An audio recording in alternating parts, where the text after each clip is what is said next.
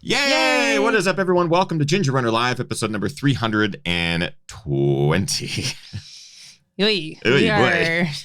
We're getting old. Yeah, we're definitely getting old. Tonight's show is going to be a wonderful, wonderful show because we have a fantastic guest. Emily Halnon is going to be joining us to talk all about her recent overall FKT on the Oregon section of the PCT. So she is the fastest human to run the Oregon section of the Pacific Crest Trail, 453 miles, infinity amount of gain. I don't know the exact number of feet of gain, but it's like tens and tens of thousands of feet. So we're going to talk to her all about that effort. She just finished it Sunday night.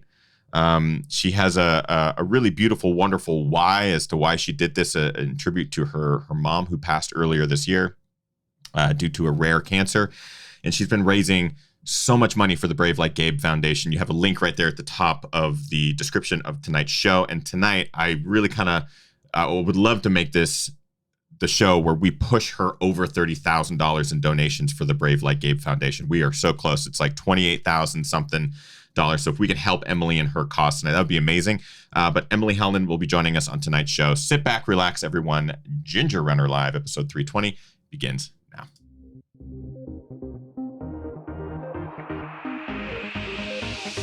Ginger Runner.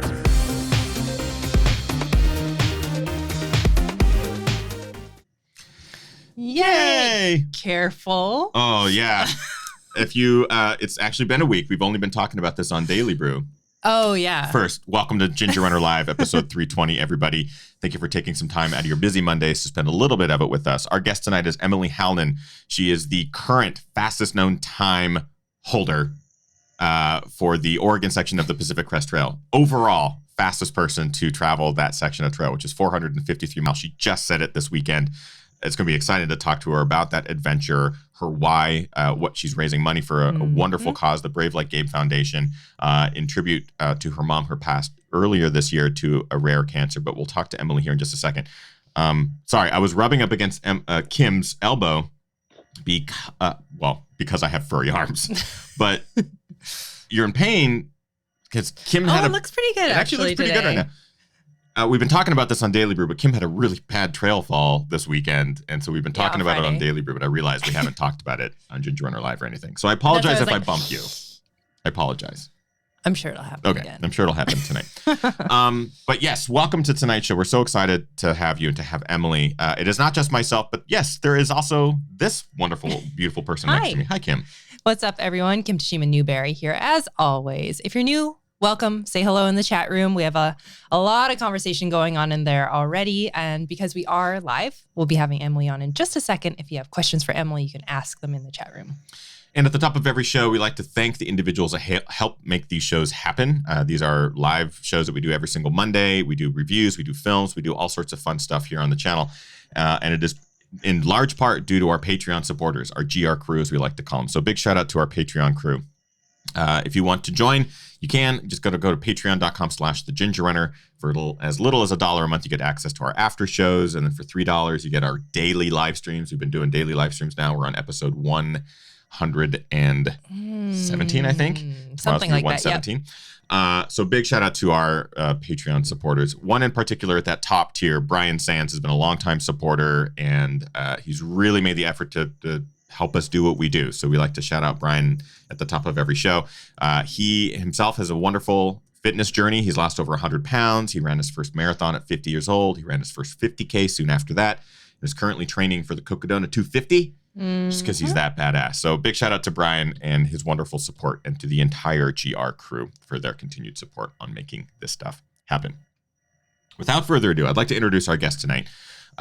She's fresh off of her effort on the Oregon Pacific Crest Trail, setting the overall fastest known time. Without further ado, Emily Halnon. Yay! Hi. Hello. Has there been sleep? Because it's just like enough. 32 hours or something after your effort. I mean, I can't necessarily do math yet. I still have like major trail brain fog. So I don't know exactly how many hours it has been, but not a ton. I finished very early on Sunday morning, I think just after midnight.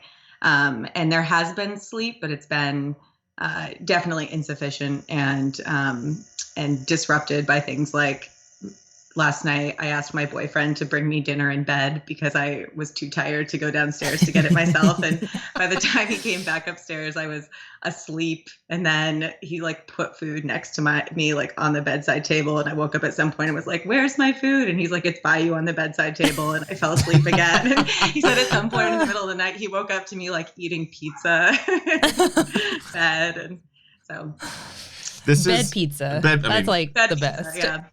I can't tell you how many times I think we've had like bed pizza, bed fries, bed salad doesn't get eaten very often, but like after an ultra or an ultra effort. So I just kind of want to start with like our history because I have known you now for a number of years.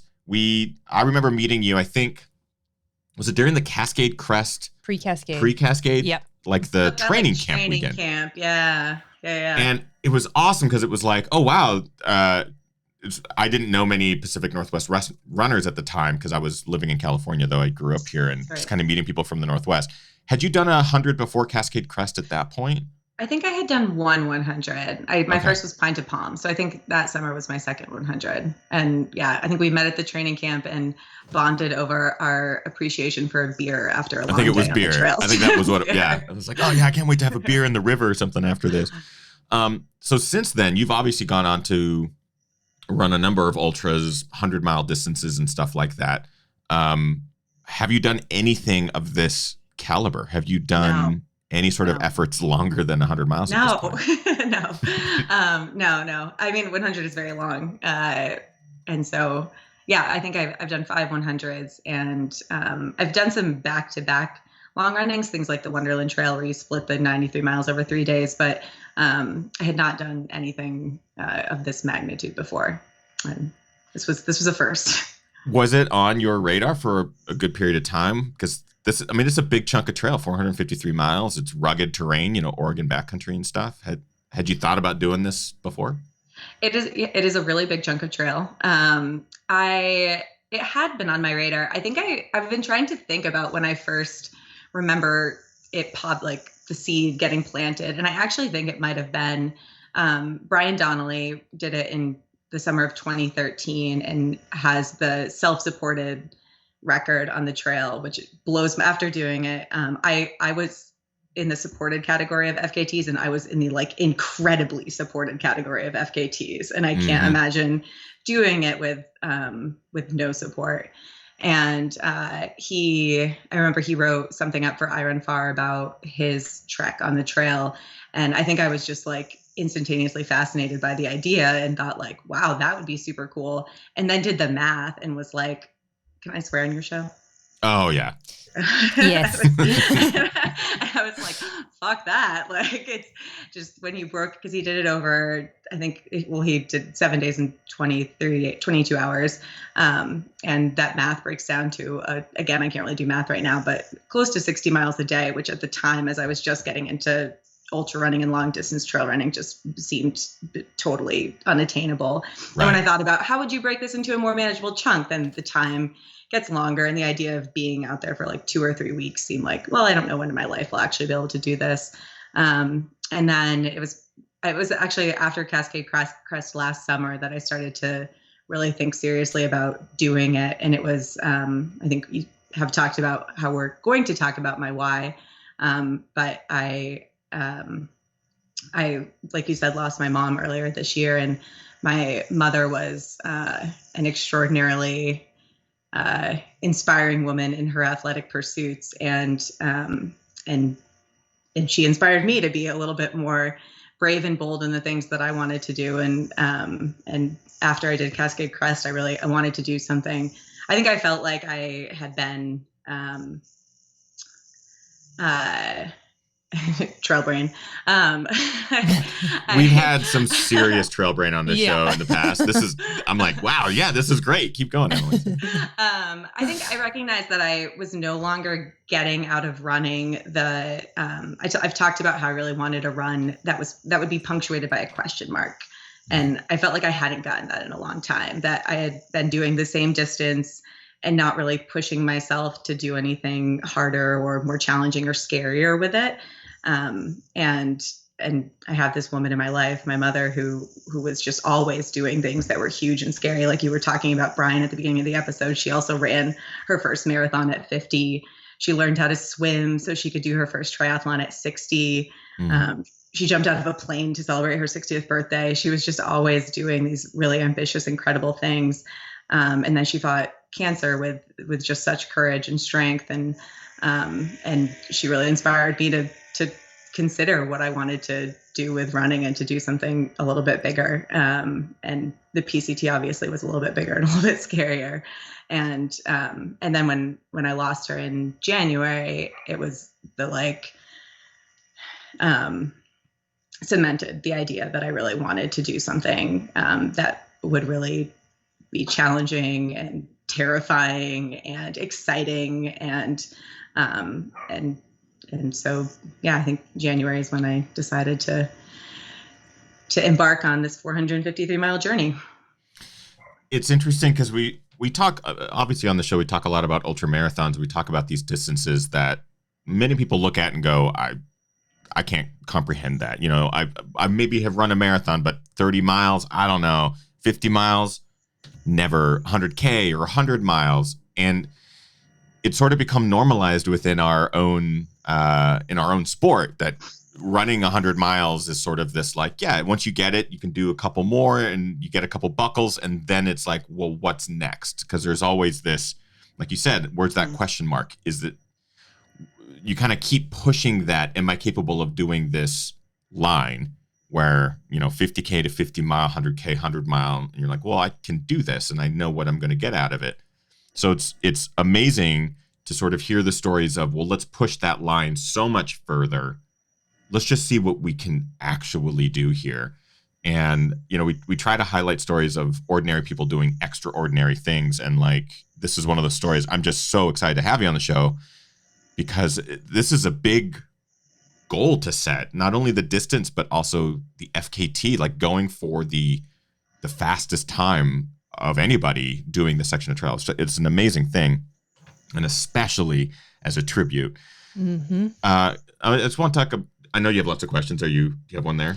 It's not a question. It's just a comment. Our good friend Rachel's in the chat room. Hi, Rachel. Rachel says, Emily has raised $28,215 so far. And Heather Reed goes on to say, with about 150-ish people who are watching live right now, if we all donated just $12, that will get Emily over $30,000. So the link is the first link below the video.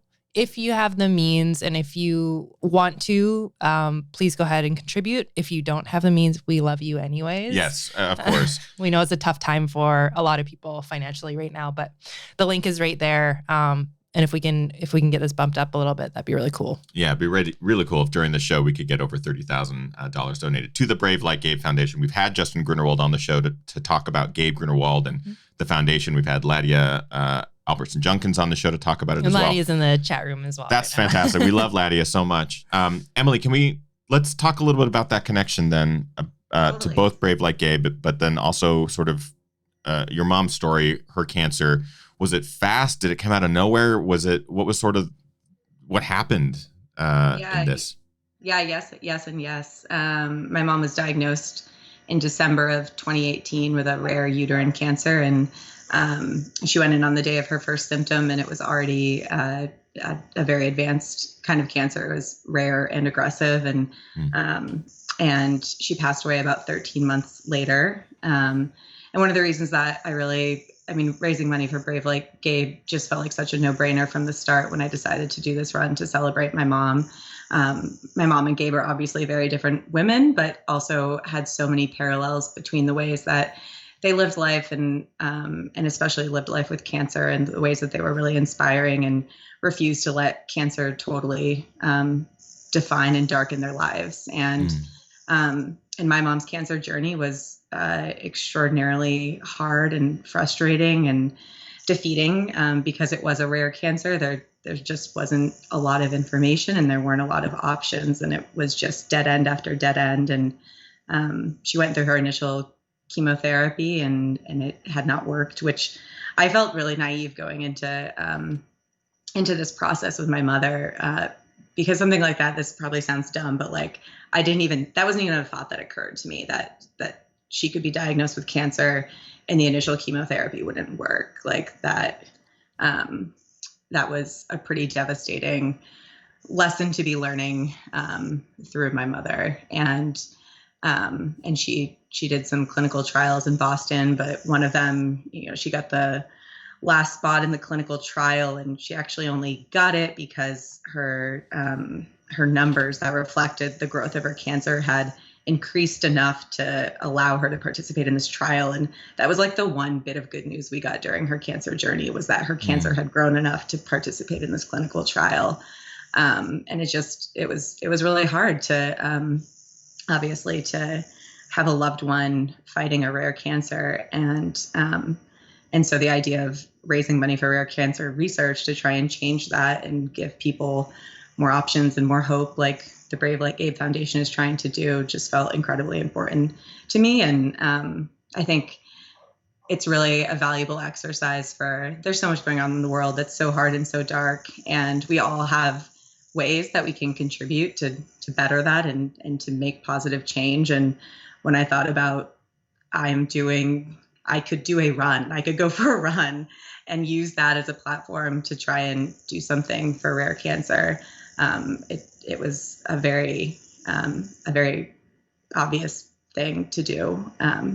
And I have been so moved and floored by how much support there's been for Brave Like Gabe through this run. Like the fact that we're trying to raise $30,000 just blows my mind and is so beautiful.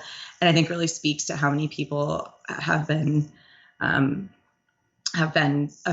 by cancer and by rare cancer, and also by how many people have been inspired by Gabe Grunwald and also by my mom and their stories, and really want to show love and hope and support for that. And so it's been really, really wonderful to, my initial goal for fundraising was $4,530 as a tribute to the mileage on the PCT. And it's, it is really, really beautiful to be closing in on that. I think we're going to do it on your show. I think we're going to get over 30,000 and to be able to use that to help better rare cancer research is just phenomenal. I couldn't think of a better tribute. I mean, I obviously never knew your mom, but just based off what you were describing there of the things that she did, the things that she would challenge herself to do, her first triathlon at 60, like that to me, I don't know how to swim. I've tried learning many, many times as an adult and taken less. But that's it. Like hearing that, I just went, I don't know her, but I already fucking love her, because I think that is such an amazing, it's difficult to learn to swim as an adult and then to go do a triathlon. But like, what a great tribute from you.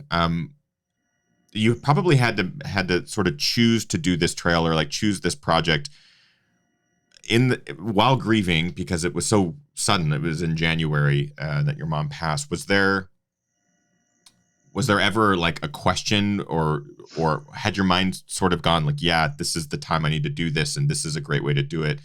Was there a lot of planning involved? What was sort of the pre-FKT attempt mindset? Yeah. Well, I mean, the planning was as monstrous as the run itself. So there was a lot of planning, just logistically, there was a lot of planning. But as far as like the kind of dovetailing off of wanting to celebrate my mom, I felt extraordinarily compelled to, like, in the wake of losing her, do something really big. My brother Jameson lives in Vermont. It's where I'm from. I'm in Eugene, Oregon now. And when I was home in Vermont this winter at the end of my mom's life, my brother and I spent a lot of time, and we've always been so inspired by my mom. That's my running story starts with my mom. I was a teenager when my mom ran her first marathon, and seeing your mother run her first marathon at 50, it's hard not to be so inspired to want to start doing something yourself. And she actually ran my first marathon with me the year I turned 23, we ran the Marine Corps Marathon together, and she beat me by 20 minutes. I feel like I have to say that because it's like a story that helps honor her legacy. But so she's always been so inspiring to us. But again, especially watching her after she was diagnosed with cancer, the way that she just was really determined to remain joyful and positive, and to love life, and to just be so courageous. I don't think I could have come off of witnessing that with anything other than the like desire to honor her through doing something myself that called on me to show similar courage and strength through something hard and scary. And the PCT was that. And so it was, in some ways, it's obviously like grief from such a monumental loss can be so crushing, that there were certainly times that it was a little hard to imagine training to do something so big when like, you sometimes are like, I don't want to go out the door today. But my mother it was not hard to find inspiration and reason to do that. And I think there was something that felt really, really beautiful and helpful about how integrated our running stories were, and being able to turn to running all through grief. Felt like my mom was like guiding me through that, and especially to be doing it for something that was to celebrate her and to honor her. I didn't have a lot of like waffling or questions or doubt about wanting to do it after losing her. It felt like a very strong call to maintain that goal and plan. Oh, sorry. Do you have a question?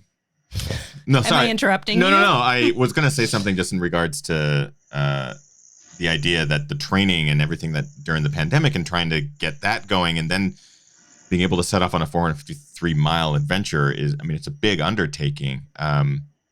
I can only imagine the logistics involved, trying to organize a crew, keeping the crew small and probably intimate, obviously during especially during a pandemic, and especially experiencing loss. Like there's all of these layers on top of an already complex type adventure. Yeah.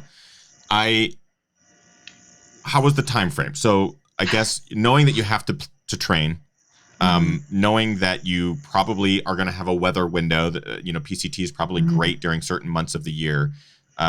How did you time it all out? Or was it one of those things where you just had to commit? You just had to make the decision. August 1st is when we're going to start. Let's just build to that date and go from there.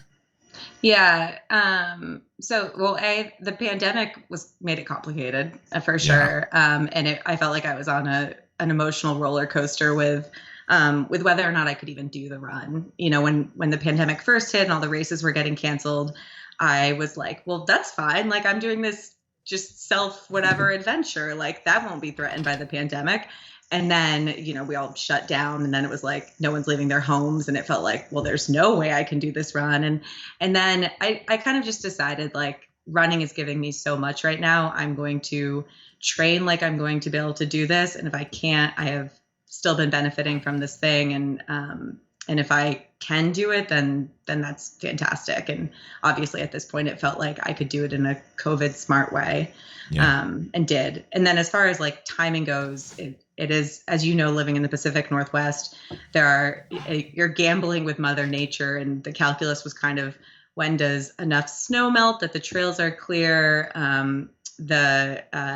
If for people who are tuning in who do not live in this area, the mosquitoes can be like debilitatingly horrendous right after the snow melts. So I was also hoping to give them a little time to die down, and then start before fires start, before wildfire season. And so August 1st felt like that would be a good bet.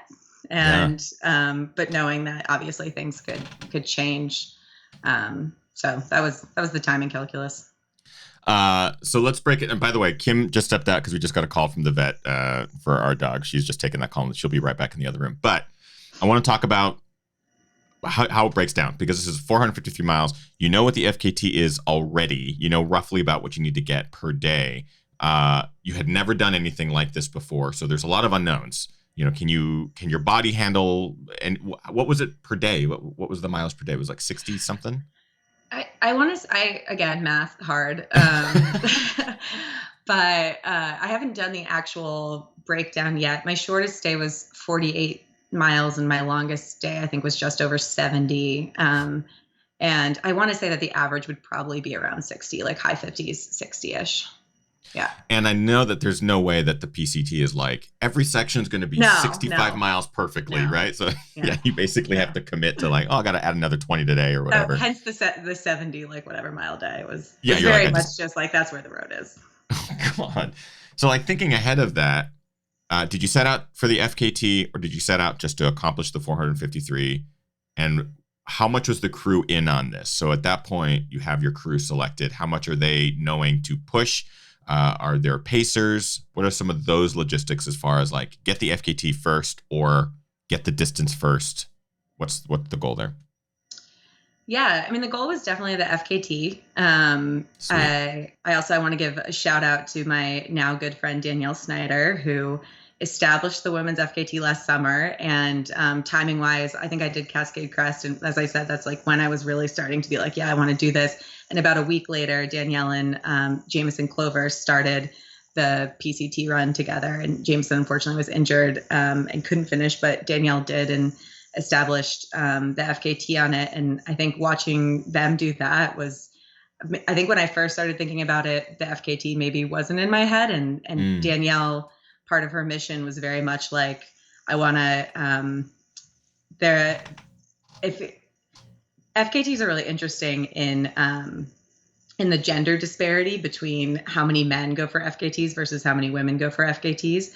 And Danielle wanted to address this by going for a huge FKT herself and inspiring other women to do the same. And so I saw her do that and heard her spreading this message of like, women, let's get out there and get some FKTs. And that for sure inspired me to make that part of my goal with the trek too. So from the beginning, the FKT was definitely part of the goal. And Danielle was one of my pacers, so she was. That's sweet.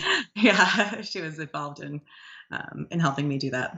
And we've had her on the show actually a number of times, and it's great to sort of see that Pacific Northwest community come together, because I believe you didn't know each other beforehand, you knew of each other, and so this was sort of a bringing together of two amazing badass athletes. Like, let's support one another and just get this thing. And it's a testament to the strength too, because this is an FKT that's pretty stout. Let's be honest, this is a crazy amount of miles over a crazy distance with so many unknowns. And we're seeing a lot of FKT attempts this summer. We just saw Courtney Duwalter go for the Colorado Trail, and that was fun to follow. Yours was fun to follow. This is really cool to sort of watch play out in real time. Let's kind of go day by day, because obviously there's days that are good, there's days that are bad with an attempt like this. There's days that are good and bad and good and bad and good and bad again. You're probably like all over the place with this. Do you remember the days individually, or is it one giant blur? But both. I think there are things that I remember individually and things that are just like, but yeah. Starting with like the first day, you're setting off on a lot of miles. You know that you probably have to preserve your body to some degree. You got to take care of problems that arise as quickly as you can, because you've got multiple days. How did that first day play out? Was it just like a stoke on adrenaline? Was it challenging? Yes. How did that play out? Yes. The first day was awesome. It was so good. We have kind of been talking about this, the logistics behind this are as immense as the run itself, if not more so. And that's like not what I care about. Like I hate spreadsheets and lists and whatever, and organizing all of the things that went into this run, running errands, and to get to the trail after like weeks and months of planning, and to get to the California border and just start moving toward Washington, one foot in front of the other in this just like spectacular terrain. Day one, you're down in Southern Oregon in the Siskiyou area. You're on these open ridge lines where you've got mountains on both sides and alpine meadows just flooded with flowers. Just so beautiful. And it was just so simple. It was like, you just I just am starting to run toward Washington. And it was just such a relief to be out there and to be doing this thing that I had been dreaming about for months. And, you know, I'd been resting, so I was fresh, and I had good friends there on my first day to pace me and support me. And it just felt blissful and jubilant. And those feelings were not maintained at that level for all of the rest of the days. But day one was a very, very joyful day, and really good to just be out there. And following you on Instagram during this journey, seeing the stories shared by your crew, through your account and through their retellings of it and the pictures and stuff like that, it looked like day 2 was a pretty rough day, both emotionally, probably physically as well. But do you mind sharing a little bit about how day 2 played out, kind of broke down, and just kind of give us a bit of a refresh on day 2? Yeah. Day 2 was less jubilant. So the way that the trail and road access works in Southern Oregon, you're pretty much stuck doing a 70-mile day, either day 1 or day 2, if you're trying to get through on a pace that would allow you to get the FKT. And so I made the decision to do the 60-mile day on day 1 and the 70-ish mile day on day 2. And that it was just a very defeating number of miles from like the get-go. To be looking at, I was trying not to look at my watch a lot, but I would glance down at my watch, and I remember at like mile 20, like I felt good for the first 20 miles, but then I still had 50 miles to go, and just was in my head. And like then getting to like mile 30 and recognizing like I've almost gone, like I think I almost traveled 100 miles in like 34 or 35 hours. And like one of my Cascade Crest was like 31 or 32 hours, and being like, shit, like this, and I still have another 30 miles to go. That's too much. Yeah. It was the most I'd ever run in 2 days. And it just like the miles started to, each mile felt like a century. And I had my boyfriend pace me for the last 17 or 18 miles, and it was all in the dark. And those miles felt like, I don't even know, like it was like someone had frozen molasses in Antarctica, and like that was the rate at which the miles were tipping by. Was just, they weren't. I would look down at my watch and we would have gone like 5/100ths of a mile. And I felt like that night was just never going to end. It was also a very emotional day for me. I had like my first kind of trail breakdown where Danielle was pacing me, and I was telling her a story about my mom, which was one of my like favorite mom fighting cancer stories, which was my mom, when she was in chemotherapy, really feared losing her hair and really feared going out in public with a bald head. And she went through this journey where at first she had all these hats, and she would always go out with hats. And then she went to the gym, and she texted me, and she was like, I didn't wear my hat at the gym. Like, I feel really strong today. And then she was just kind of like, fuck it. Like, I'm going to be bald, and like, I'm going to sport that. And she found this diner in rural Maine that had a Bald Thursday special, and she road tripped to this diner in Maine with her girlfriends to get like 20% off her donuts and coffee. And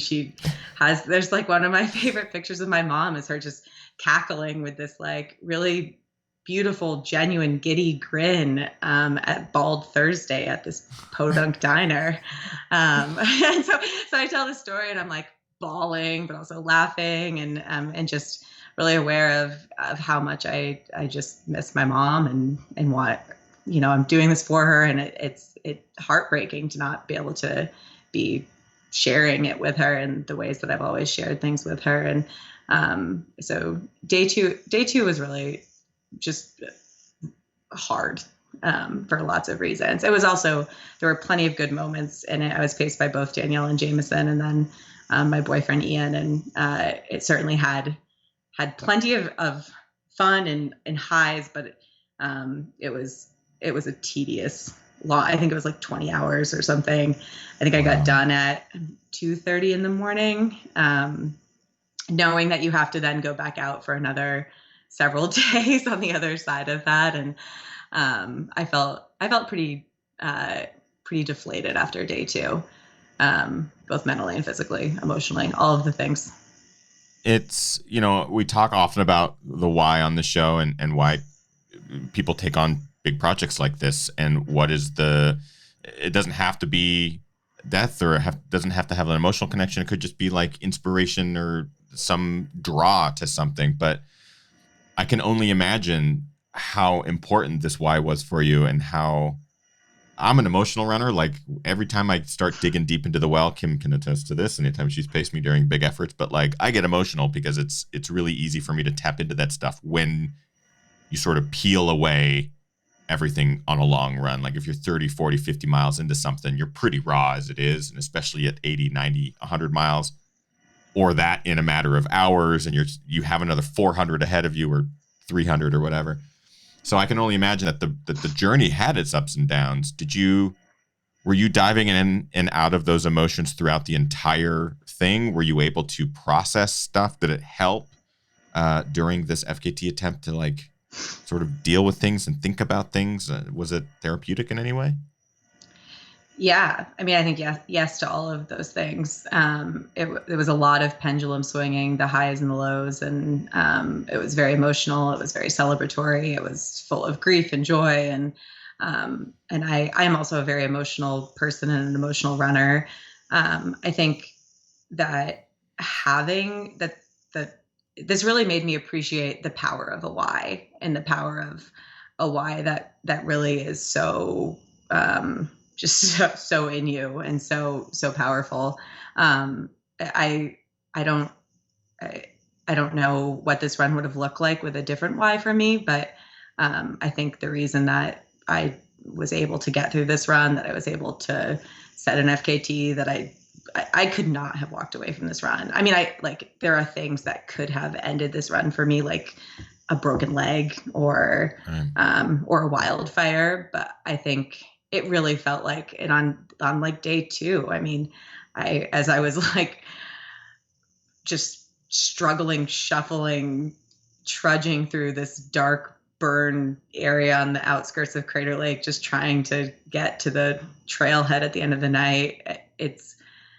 I hated the trail at that moment. I hated running. I hated all of these things, but I wanted to be there for all of the reasons that I started the run. And I can't imagine that it did not, as miserable as I was at the end of that day, I was not entertaining the idea of not going forward. And I think that was it was 100% because of why I was out there. I mean, I'm glad that you didn't call it, because obviously we know the result now, but I can only imagine the adventure that you had following those days following, and the camaraderie that you had with your crew and your friends, and the pacing. And we, again, are live with Emily Halnon, just talking about the Oregon Pacific Crest Trail FKT that she just set, overall fastest person to travel that distance of trail, which is amazing. But we do have live questions. Kim has pulled a couple aside. If you have questions for Emily, drop them into the chat. Kim will pull them aside. What do we got? Yeah, great question from Ladia in the chat room. Ladia says, Emily, I'd love to hear about some of the moments on the trail when you felt closest to your mom. Well, one that immediately pops into my head, and this is, I guess, just a funny thing, but that it was all over the place.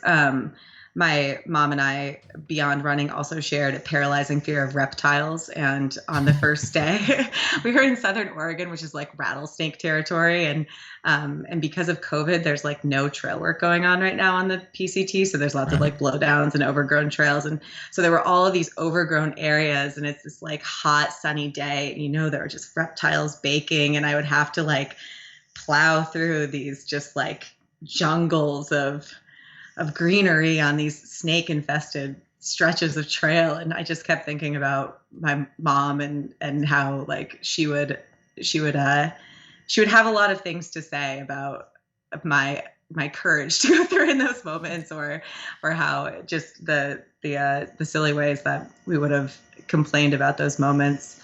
And then I think I I thought about my mom so much while I was out there, and felt that I was sharing so much of it with her. There was this moment on my last day when I was climbing up a hill in like nearing the gorge. The Columbia River Gorge is where the Oregon PCT ends, and it was this quiet stretch, and we were coming up through. I wish I knew the name of these trees because it would make it a more poetic moment, but the way that the light was shining with these light barked trees, and that just had this like neon green and sun streaming in, and the wind was kind of like whipping everything around, and it felt it was both this like it was another like raw breakdown moment for me. I had a good friend who was pacing me, and we were being quiet at the moment, and I was trying to conceal my emotions from him because it was late in the run, and I was like, I just need to keep moving forward. But yeah. I had this just kind of just a moment of feeling like all I wanted to do was share it with my mom, but trusting that she was there, she was with me, she was aware that I had just spent 8 grueling days moving through some really rugged, hard shit, and that she was the main reason that I was getting through it, and that she knew that, and yeah. Again, we had such a great time sort of following this adventure play out. Was there ever a moment that you knew chasing the FKT that you were going to not necessarily get it, but because I knew it probably came down to the wire and anything could have happened, but was there a moment when you went, wow, the momentum is actually moving us in the right direction? This could happen. Was there an uplifting moment like that at any point? Yeah, for sure. I think there were a few. I mean, I think there were a lot of encouraging moments on the trail, and it was like day 3. Day 2 was so defeating, and I the next morning I woke up, and it was a slightly later start because I'd gotten in at 2:30 in the morning, and I woke up just feeling like my body had been run over by a Mack truck. And I went to like poop in the woods, and I was like, I hope no one is watching me walk into the woods right now, because they will doubt that I have any capability of moving even a mile. I just was like kind of stumbling, limping, like everything hurt.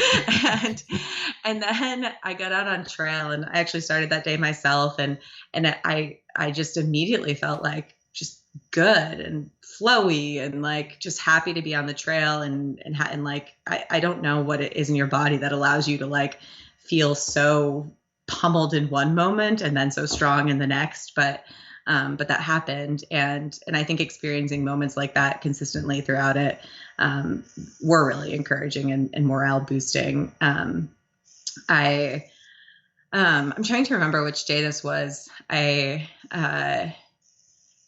did not want to count on or feel like the FKT was guaranteed until very far down the trail, because so much can happen, and there are so. Day 6 was another like really, really hard day for me, and I just can't imagine.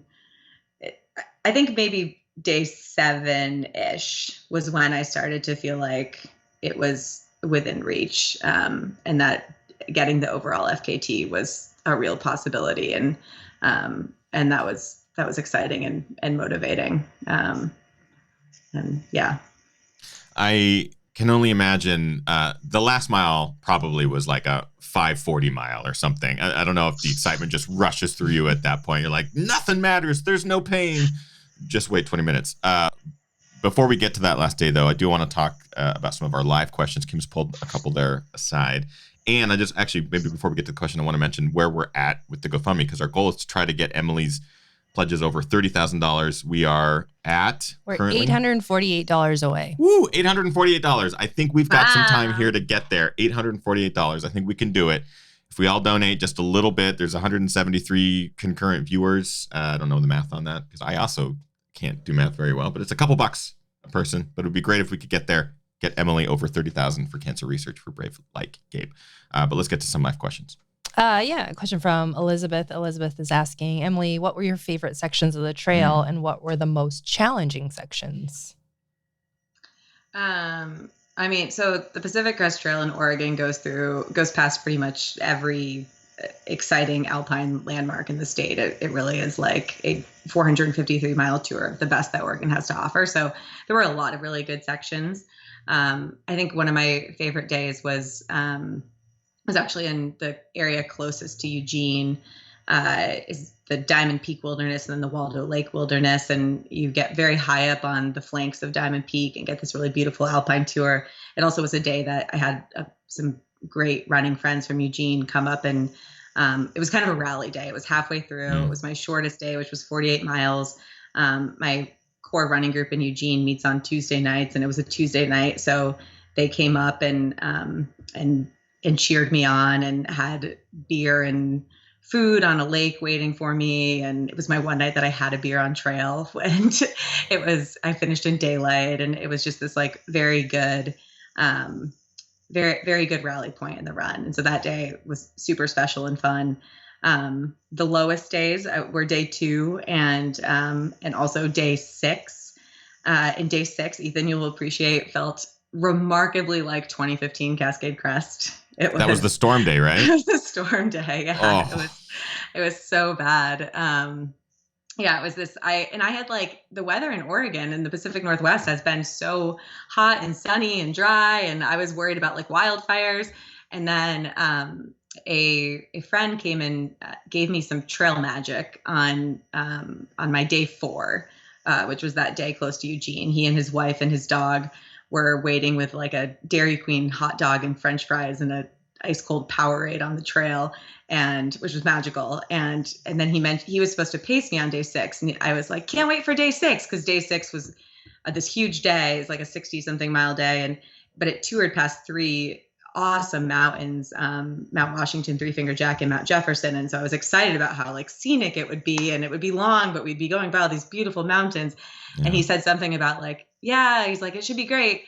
I think there might be a little rain in the forecast. And it shocked me to hear that they're like, I just hadn't even thought about that. And then it turned out that there was not just a little bit of rain, but like a full on just like August winter storm that was just violently aggressive and horrendous. And it was that like bone chilling, like there's not enough clothes in the world. And I was not wearing enough clothes, and I didn't see my crew for like 30 something miles. So it was like 10 hours of being out there and just like hopelessly cold. And we lost balance because the wind was so bad. Wow. And it was just like wet and cold. And then I think that ended up being like we finished at 4 a.m. It ended up being like, it was terrible. And it also, the day started on like volcanic rocks. So it was all these like, softball sized jagged little things that you had to stumble over for a while. And that day was a low. This day was a real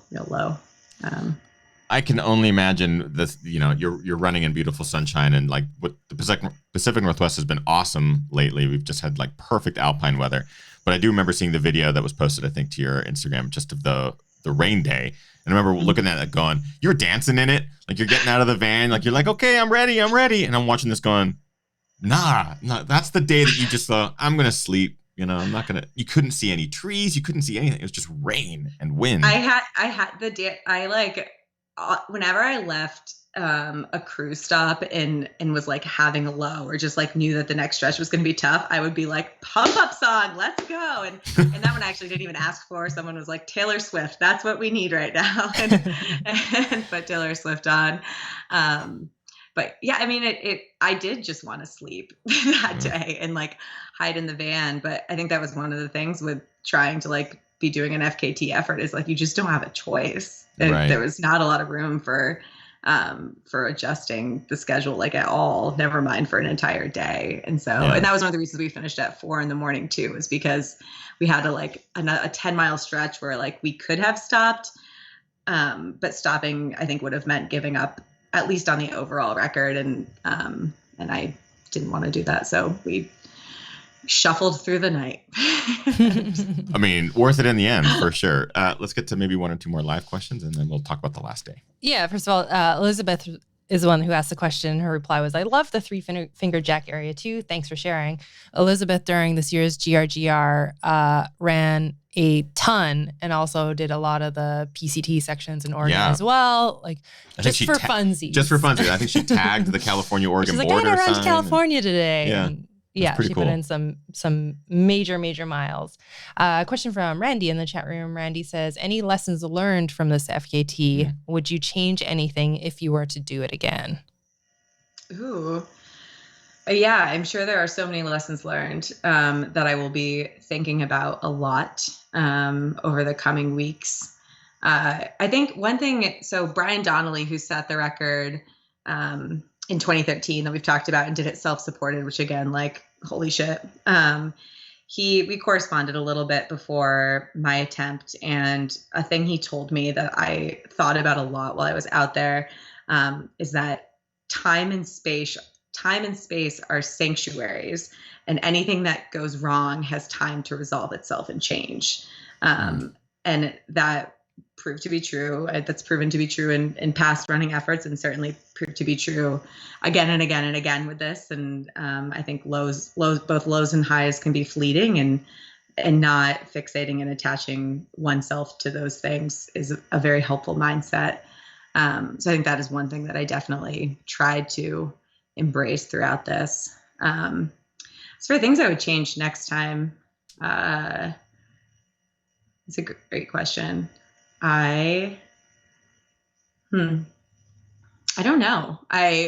Honestly, like, it felt pretty miraculous that we adhered pretty closely to I think we got off by about 6 miles of our running schedule. I felt like when I was drafting the running schedule that I was playing with Monopoly money. Like, it didn't mean anything, the mileage math of how each day would break down. And the fact that we adhered to the running schedule felt pretty encouraging throughout. And so that was solid. And I have to also shout out to everyone who supported me on this run, both near and far. That was another thing that I was floored by, and so grateful for how much support I had, and very much contributed to getting me through the run. And I would not change an ounce of that. Yeah, I don't know. I don't know what I would change. I might cut off if I could. The final day, the descent. So there was a fire in the Columbia River Gorge a few years ago, and it changed the end of the PCT, and it changed it from this like plush, loamy trail to a like rocky hellscape. And if I could change that, if I had the ability to change that, I'd go back to plush, loamy trail. Yeah. We have word in the chat room from Brian Sands, who says, quick note, we are now at 30K. Thanks everyone who donated. Mine hasn't refreshed to click over yet. I have a sneaking suspicion Brian probably has something to do with getting this over 30K. But also thank you to everyone who has donated. It's really cool to look and see all the names in there and know that a lot of you guys are in here and are with us every Monday. Thank you so much. Thank you. That's amazing. Thank you. Yeah, if you click the donate now button, you'll actually see it's over 30,000. It's 30,000, I believe 50, and I bet Brian, or 30,075. So we're actually up there even more. Thank you, everyone. Thank you, everyone. Even if you if you donated $1, a couple bucks, whatever, it all helps. Even if you're just watching the show, even if you're just watching the show and you're learning a little bit about Brave Like Gabe Foundation or Emily's story or anyone's story, that's part of it too. So testament to the GR crew community just stepping up, helping Emily get to her goal. I mean, this is amazing. This is amazing, Emily, what you've done. Big shout out to Brian Sands. It just popped up there. Unbelievable. But Emily, this is a testament to your ability to inspire people. And like I said at the top of the show, one thing I truly want to recognize here is that this is an extraordinary effort. This is a wonderful thing. Someone set a goal. Someone told themselves they could do something. Someone told themselves that they could do something for someone else or in honor of someone else, and then they just did it.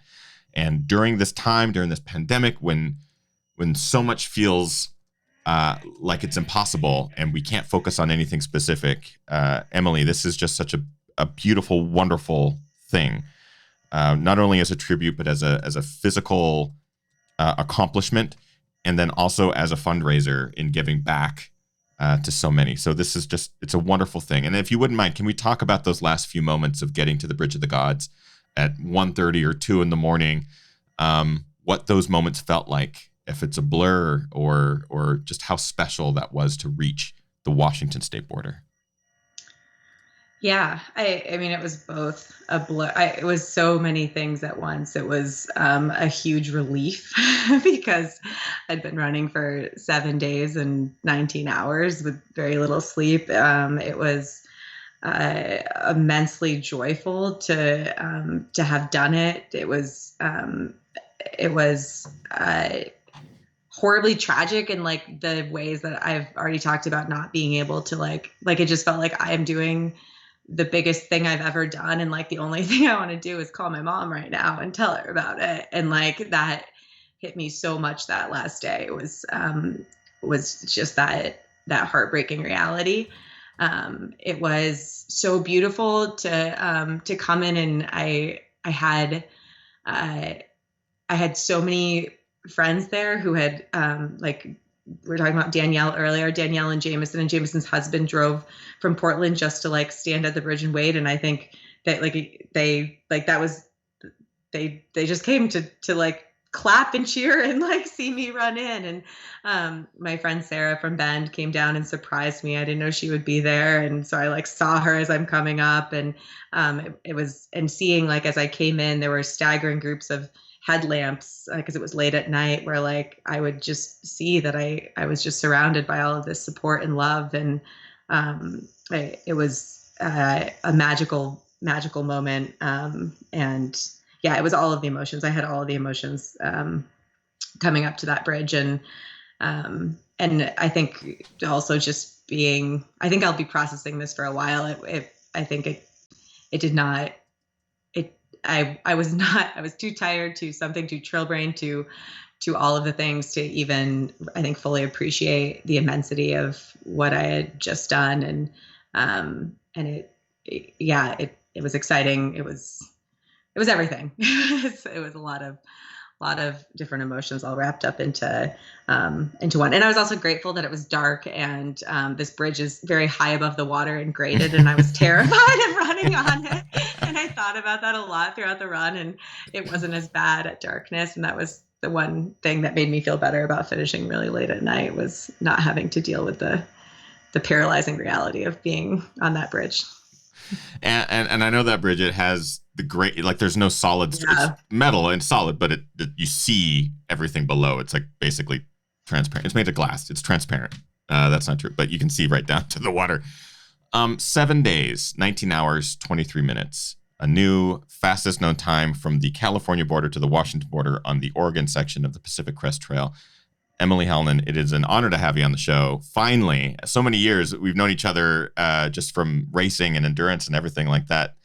Who'd have thought that drinking beers in a river after some training runs on the Cascade Crest Trail would lead to this years later, talking about this incredible FKT attempt. I would You. not have thought that. so stoked for you. And again, a huge thank you to everyone tonight who's tuning in live, watching this show, who donated to the Brave Like Gabe Foundation in Emily's honor and Emily's mother's honor. What a cool thing. What a cool thing to happen tonight. This is Emily's first time on the show. So before we move into our after show, where we get to sort of basically rapid fire questions, and I think we're going to talk about gear and other things like that in the after show. But before we do that, we have a little segment on our show that we call the Quickie Question Quiz, and it's for first-time guests on the show. Emily, this is your first time. It's very easy. It's a rapid-fire series of like 9 or 10 questions. You just got to answer with the first thing that comes to mind. When you are ready, give me the thumbs up, and we'll rip on through. What was your very first race? Oh my goodness, I can't remember. I'm sure it was something with my mom. I'm gonna say the Marine Corps Marathon. That wasn't it, but something with my mom for sure. Great. Favorite place to run currently? I was at the PCT, Oregon PCT. Even after 7 days, 19 hours, 23 minutes? I mean, I don't want to do it today, Road or trails? I think we know the answer. Trails for sure, yeah. A bucket list race or a bucket list FKT or trail? Ooh, Hard Rock. Yeah. Favorite running movie currently? Ooh, I really like the Barkley documentary, The Race That Eats Us Young. Guilty pleasure TV show? Guilty pleasure TV show. You know, I really like all of the like horrible dating reality TV shows. Like when the pandemic hit, I feel like they just like, maybe they'd already been out and I just wasn't watching a lot of Netflix, but when the pandemic hit and we were stuck at home, it felt like there was just this endless well of like bad dating shows. We watched all of the Rock of Love, the like Bret Michaels Rock of Love, the old VH1. Wow. Yeah. Just the good trashy just really stuff. just trashy stuff. What was your favorite pre-race meal, or in this case, what was the first thing you ate after the FKT attempt? Oh man, it was really sad. I really love food and running and putting the two together, and I did not love food and running during this PCT thing. I wasn't sick or anything. I just like I would end the day and I'd be so hungry, but like nothing sounded good, and it was so sad. But generally, like cheeseburger, milkshake, fries is like where it's at. What about favorite pre-race meal, or like what is the thing that you'll eat the night before or the morning of? I usually pizza the night before. We're often a like Domino's pizza crew. My dog Brutus, who I lost this spring, was a pizza monster, and so we would often get Domino's. So we could share Domino's with my pizza monster Brutus, and then Domino's is also like really sturdy, so you can put it in your hydration pack the next day, and it like holds up pretty well to the miles. So Domino's pizza, I have to. I'm nodding. That's like an ultrarunner, like that's like something they look for in a pizza. Will you hold up? How do you hold up the next day? How does your crust hold up for the following day? Is it Ziploc, or can I put it in my backpack? And finally, what are your current running kicks, or what did you run the FKT shoe-wise in? What did you put on your feet? I ran in the Ultra Timp 1.5s, and it was very stressful because they changed the Ultra Timp the 2 a little before the FKT, and I think they narrowed it, and I have like really wide feet, and so I couldn't go with the 2s, and so I was like prowling the internet for every like lost pair of Ultra Timp 1.5s, and also I had to size up because my feet swelled up so much during the run, so I actually wore bigger shoes throughout it too. That you passed. That's it. That's our Quickie question quiz, and you did great. Emily Halnon, can you please remind people who are watching tonight where they can find you on social media, where they can continue to support, and where they can go to follow Emily? Yeah, I'm Emily Sweats on the social medias. I'm most active on Instagram. That also on my Instagram profile is where there's a link to donate to Brave Like Gabe. If you're listening to this later, don't let the 30,000 mark hit tonight deter you from considering donating if you have the means. I've definitely I've learned this run was supposed to be about doing big things, and I did not set a big enough fundraising goal to begin with, and I've been really inspired by how much people have been showing up for it, and I'm really excited to see what we can do by the end of it, and have learned to just not even set a goal anymore. We're just going to go for it. So I thank you so much to everyone who donated tonight. And if you listen to this later, thank you so much for considering it. It's such an incredibly important cause, and it has been so beautiful to see how much people are inspired by Gabe and my mom and want to support rare cancer research. And so from the bottom of my heart, thank you for doing that. A huge and wonderful thank you to our guest tonight, Emily Halnon, the new holder of the fastest known time on the Pacific Crest Trail in the Oregon section. Just a stellar effort. It was really cool to sort of learn a little bit about the experience, the why, and everything behind it tonight. And again, I'll leave the Brave Like Gabe Foundation link to Emily's GoFundMe in the link of this YouTube video. It'll just stay there forever. So if you do want to donate at any point, you can jump into the link and do so. A huge thank you to our guests. We are going to move into our after show. Our after show is for Patreon crew, where if you want to jump in there and you want to get more questions into Emily, we'll be talking about gear and all sorts of things that maybe we didn't touch on during the main show. We're going to move right into that after this over at patreon.com/thegingerrunner.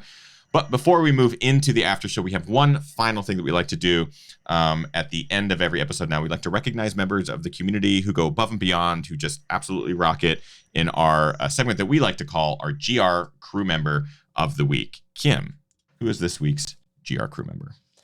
This week's GR Crew Member of the Week is April Johnson. April says, today was the day for finishing things. I finished the great virtual race across Tennessee with a 24-mile trail run. Nice. And although it was 4 weeks late, I finished my GR 2020 week with a run that I was planning before I busted up my knee.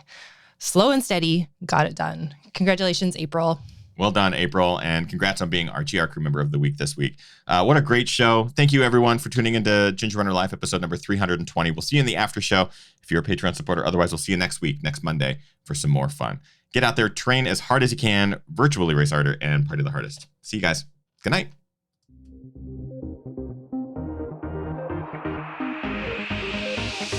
Ginger